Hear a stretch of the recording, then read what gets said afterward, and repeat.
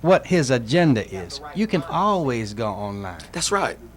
You can go anywhere, pick That's up, right. go pull up any newspaper, and they got everything about it there.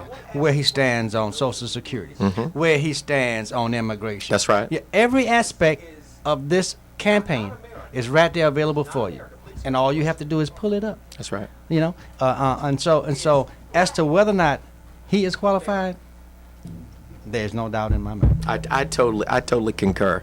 As a matter of fact, even now, as I think about his debating, as we watch the debates, I'm so impressed. I'm impressed with how poised he is. He's a thinker. He's a thinker. And I think what America is experiencing now is a complete contrast to the stereotype of the African American male.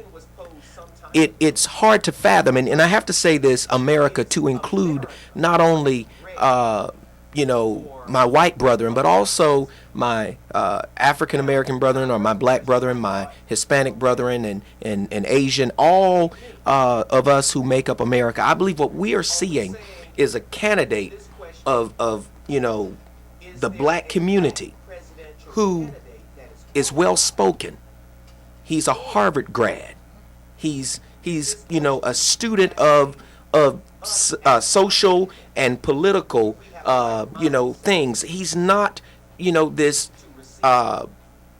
buffoon. He's not a person who is just running and hoping to get a few votes. But we see a viable candidate, someone who can challenge the system, and not only challenge the system, but he's strategic. He's smart enough to know that it's not what Barack can do or what Senator Obama can do, but it's what we can do. He's inclusive. And to me, that's what got my attention. I wasn't impressed in the beginning when folk were saying, Obama's thinking about running for president. I had some of the same concerns as many of you. I thought, not experienced enough. He's not ready yet.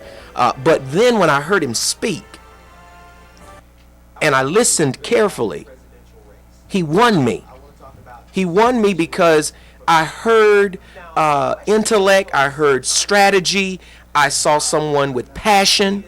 He's convicted about what he's doing, and when I saw that, I had to give him my support, because out of all of the candidates, he represents where America is going, or where we should be going. And it's not an exclusive message, but it's inclusive. He's talking about the young. He's talking about the middle class. He's talking about the old. He's talking about the rich. He's talking about everyone being a part of the American dream. And you know what where he really touched me, Deke? I pastor over in Marion County, so I'm over in that Marion, Dillon, that part of the area of our state. And Senator Obama, about 5 months ago, he was visiting that area, came through Dillon and Marion, and he spoke to leaders. He spoke to various leaders of the community about the concerns as far as his agenda. And he went through the Dillon County school system. He went and visited a few schools there, and he made the comment that in America, it is a shame when we still have buildings that were built after during World War II, antiquated and very dated buildings that are not up to standard or up to par. He said it is a shame that we still have students in these kinds of buildings where they are not being given the better opportunities at technology. And then in his speech on this past Tuesday in New Hampshire, he said, we've got to make improvements, and he named a few places, and he said, like schools in Dillon, South Carolina. And I know that they're all rehearsed and they have to be, informed about what they're talking about. But whenever he said something about an area that I'm familiar with, and when he can look me in the eyes and look at that camera and say, we need to be concerned about Dillon. We need see he's touching our area. And he's saying something that I'm saying from the pulpit, that education is the key, that we need to focus on education. And now we're finally getting a candidate for president who is going to bring some of the agendas that we have and some of the agendas that we should have to the table. I think it's wonderful. He touched me right there.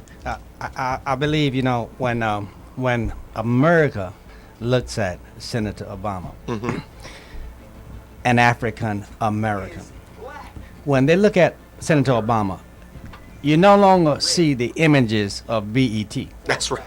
That's right. Hallelujah. Young, white, Jewish, Italian, Asians, Americans don't see the BET stereotype. That's right. See. So the even those who are elder look at it. There's a book, Told Forgiveness, R.T. Kendall. There's a statement that says, "Let the past be the past at last." I got you. So we, in our community, in other communities, have to let the past be the past. That's right. At last, and dwell on the present and our future. Can I ask you a question, D? And also to those who are listening, again, we're enjoying ourselves, but you need to call us 248-6365. That's the local number. The toll-free number is 1-888-710-1330. Again, local 248-6365. Toll-free 1-888-710-1330. Please call us. We want to talk. We want to hear what you have to say. But let me ask you a question, D. When we look at, well, let me start it this way.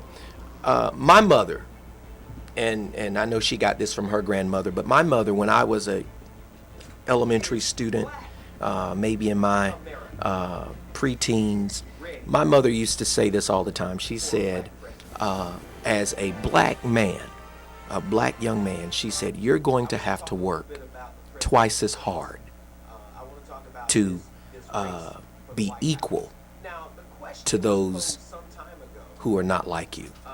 She said, "You're going to have to work twice as hard."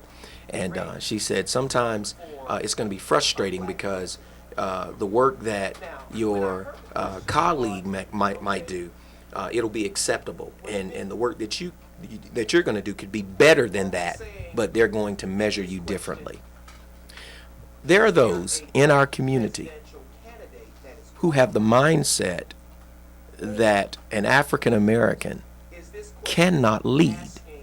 He is not qualified because we've been trained to think that when it comes to that type of position, we're just not up to standard or up to par. Do you believe that it is unfair for us to give one candidate a standard and then hold another candidate to the same standard but multiply it by 2?